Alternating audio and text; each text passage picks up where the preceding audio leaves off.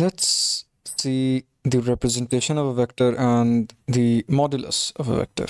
Now, let's first discuss how to represent a vector. So, a vector is represented by a line segment along with an arrowhead. Okay?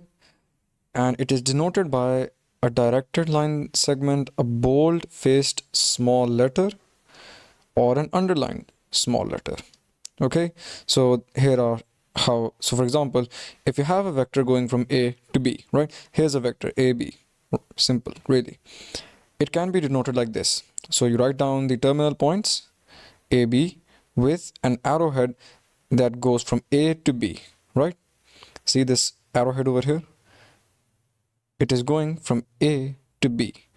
That is how it is represented, since the vector itself is going from A to B, because the terminal point or the head of the vector is at B. So here's one way to represent it. Another way is to just write down a small letter to represent it, and or an underlined small letter, right? It's better not to use this one, really.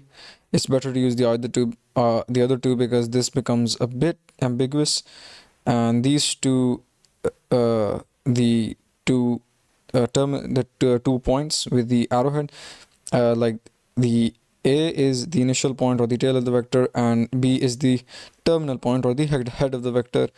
Write those two down and an arrowhead above them. This is probably, in my opinion, the perfect way to represent a vector.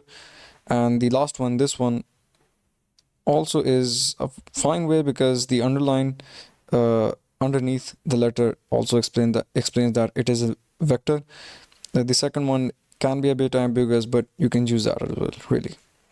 So, the modulus of a vector. The modulus of a vector is the absolute value or the magnitude of the vector. So, since magnitude always has a positive sign, okay? So, the modulus of vector AB is denoted like this: AB with between two bars, right? And what this really means is that obviously a vector has a magnitude and a direction, right? So it can be both negative and it can be positive. But the modulus is the absolute value of the vector, right? So for example, if you had a velocity, right? And let's just call it, let's just say that velocity AB, right? Oops, sorry. Velocity AB. Oops. And we need to find the absolute value. So we need to find, and let's say that AB, the velocity, is equal to, let's say, -3, right? The absolute value of this would be AB in the brackets, and that would be equal to +3. Okay, and you'll later on see how this is actually valid, why we need to do this, really.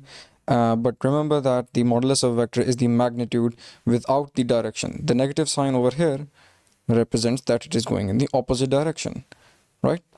So the magnitude of it will just be 3. It will not be -3, because we're ignoring the direction when it comes to the modulus. Okay.